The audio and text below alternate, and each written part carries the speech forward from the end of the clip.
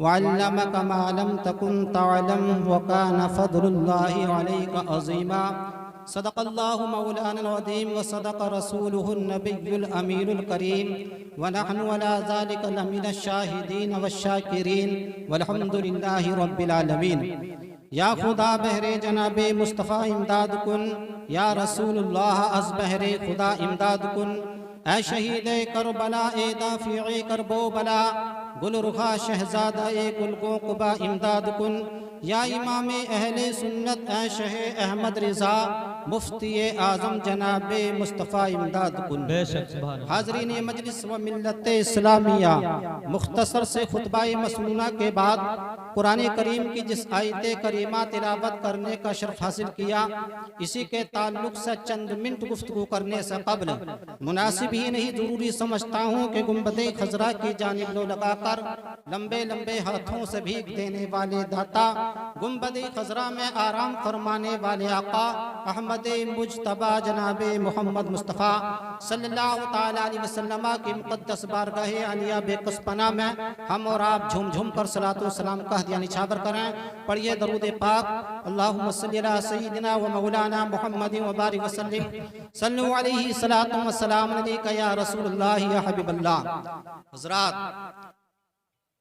आप हज़रात ऐसे बैठे हैं जैसे कि कहीं दावत में पहुंच जाते हैं तो बैठ जाते हैं। अगर कोई बात समझ में आया तो सुभान अल्लाह कहते रहें और मोहब्बत के साथ में इस प्रोग्राम को समाप्त करें। जी जी जी जी बहुत मुख्तसर सा वक्त 5-6 मिनट का वक्त मिला है, उसी मुख्तसर से वक्त में मैं अपनी बात कहने की कोशिश करूंगा। एक मरतबा दरूद शरीफ पढ़ लीजिए। अल्लाहु रब्बु मुहम्मदिन सल्लल्लाहु अलैहि वसल्लम नहनु इबादु मुहम्मदिन सल्लल्लाहु अलैहि वसल्लम। बरादराने मिल्लत इस्लामिया, अल्लाह ताला ने कुरान करीम में ऐलान फरमाया वअल्लमक मा लम तकुन तअलम व कान फज़लुल्लाहि अलैका अज़ीमा। ए महबूब, और सिखा दिया आपको जो आप नहीं जानते थे। जी जी और ये आप पर अल्लाह का बहुत बड़ा फजल है। हजरत का इल्म लदुन्नी था ये अमीर, हजरत वहीं से आए थे लिखे पढ़े हुए।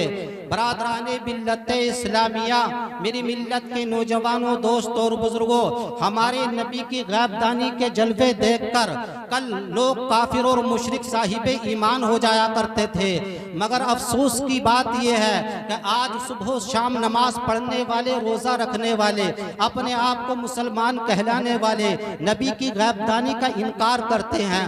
बरादराने मिल्लत इस्लामिया, अबू जहल का भी यही अकीदा था कि जो नबी होगा वो लाज़िमन गैबदा होगा, गैब की बातें बताने वाला होगा, गैब के राज को जाहिर करने वाला होगा, गैब की खबरें देने वाला होगा। तभी उसने नबी की बारगाह में आया और आने के बाद में कहा था अगर आप नबी हैं तो बताइए मेरी मुट्ठी के अंदर क्या है। इस बात की रोशन दलील है कि अबू जहल का यह अकीदा था कि जो नबी होगा वो लाज़िमन गैबदा होगा, गैब की बातें बताने वाला होगा, गैब के राज को जाहिर करने वाला होगा। बरादराने मिल्लत इस्लामिया, नबी की गैबदानी के जलवे देखकर लोग साहिबे ईमान हो जाया करते थे। आओ तारीख का वो बाब निगाहों के सामने रखें। दरूद शरीफ पढ़ लीजिए। अल्लाहु रब्बु मुहम्मदिन सल्लल्लाहु अलैहि वसल्लम नहनु इबादु मुहम्मदिन सल्लल्लाहु अलैहि वसल्लम। हजरात, जब हमारे नबी ने मजहब इस्लाम को फैलाना शुरू किया तो अबू जहल के पेट में दर्द होना शुरू हो गया। बरादराने मिल्लत इस्लामिया, अबू जहल ने हबीब यमानी को खबर भेजी कि मक्के में आओ, तुम्हारे लोगों पर बहुत एहसानात हैं और यहाँ लोगों को समझाओ, क्योंकि मोहम्मद बिन अब्दुल्ला एक नया दीन लेकर आया है। तमाम लोगों को उसने अपना कर विदा कर लिया है, तमाम लोग साहिबे ईमान होते चले जा रहे हैं। बरादराने मिल्लत इस्लामिया, हबीब यमानी ने जब ये खबर सुनी तो बहुत ही जल्द मक्का पहुंच गया। मक्के में आने के बाद में अबू जहल की तमाम बातें सुनी। फिर हबीब यमानी ने कहा था जनाबे अबू जहल, मैंने आपकी बातों को तो सुन लिया है मगर मोहम्मद अरबी की बातों को भी सुन लो, वो क्या कहते हैं। क्योंकि जब कोई भी फैसला किया जाता है तो दोनों फरीक की बात को सुनकर किया जाता है। हबीब यमानी ने पैगंबर इस्लाम के पास इतला भेज दी कि मैं यमन से आया हूँ, मुलाकात करना चाहता हूँ। मेरे आका नबी करीम सल्लल्लाहु ताला अलैहि वसल्लम अपने चहीते सहाबी हजरत अबू बकर सिद्दीक के साथ तशरीफ लाए। जैसे ही मेरे आका आका आते हैं। हबीब यमनी ने मेरे आका को देखा, देखने के बाद में हजरत उसके जिस्म के अंदर ताकत नहीं थी बोलने की। कुछ देर के बाद मेरे आका ने फरमाया, ऐ हबीब यमनी मुझे क्यों बुलाया है? मेरे आका की वो दहशत उसके ऊपर तारी हो गई थी, जिस दहशत का कोई जवाब नहीं था। इसीलिए शायर इस्लाम ने कहा है कि तेरे आगे यूं हैं दबे लचे फुसहा रब के बड़े बड़े, तेरे आगे यूं हैं दबे लचे फुसहा रब के बड़े बड़े, और कोई जाने मुंह में सबा नहीं बल्कि जिस्म में जान है। मेरे आका ने इरशाद फरमाया, ऐ हबीब यमनी मुझे क्यों बुलाया है? हबीब यमनी ने कहा, मैंने सुना है आप अल्लाह के नबी हैं, नबुव्वत के मुद्दई हैं, अल्लाह के रसूल हैं। अगर आप अल्लाह के नबी हैं तो कोई मुझे मौजज़ा दिखा दीजिए। मेरे आका ने इरशाद फरमाया, ऐ हबीब यमनी तुम कौन सा मौजज़ा देखना चाहते हो, कौन सी बात देखना चाहते हो? तो हबीब यमनी ने कहा था कि इस वक्त आसमान में जो चांद है पूरे शबाब के साथ रोशन हो रहा है, आप इसके दो टुकड़े कर दीजिए।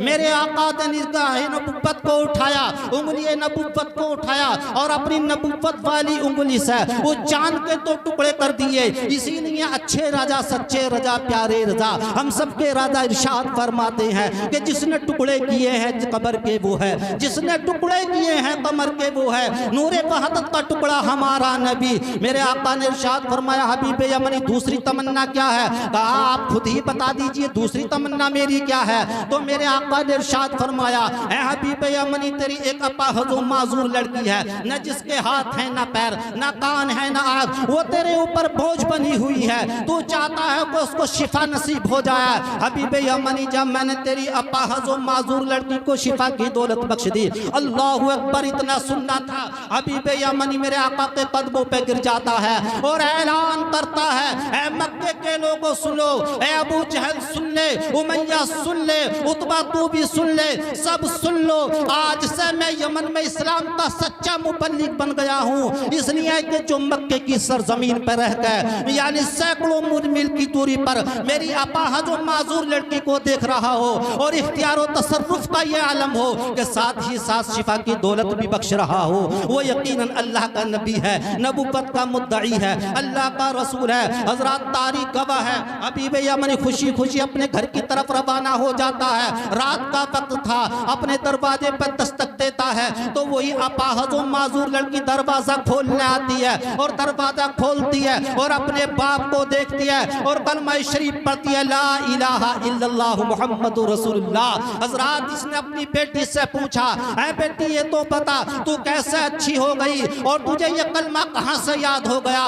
बेटी ने जवाब दिया, ऐ वालिदे मोहतरम एक रात में सो रही थी, ख्वाब में बेदार थी, किस्मत की बेदारी थी, मैंने देखा मेरे सामने चांद से चेहरे वाला, सिया जुल्फों वाला, काले कंबल वाला तशरीफ लाया और मुझसे कहा, ऐ बेटी सुन, मैं मक्के में तेरे बाप को कलमा पढ़ा रहा हूँ, तू यहाँ मुसलमान हो जा। हजरत प्यारे इस्लामी भाइयों, मेरे नबी ने मस्जिद नबवी की मेहराब में खड़े होकर जन्नत और दोज़ख को देख लिया, खुदा की सारी खुदाई को देख लिया, खुद खुदा को देख लिया। तो जिस निगाह नबुव्वत से खुदा ना छुपा तो खुदा की खुदाई कैसे छुप सकती है? इसीलिए बरेली के ताजदार इमाम अहले सुन्नत इरशाद फरमाते हैं कि तेरे आगे इरशाद फरमाते हैं कि और कोई गैब क्या तुमसे निहा हो भला, और कोई गैब क्या तुमसे निहा हो भला, जब ना खुदाई छुपा तुम पे करोड़ों दुरूद। अस्तगफिरुल्लाह रब्बी मिन कुल्ली ज़ंबिन व तूबु इलैह। कलमा शरीफ पढ़ लीजिए, ला इलाहा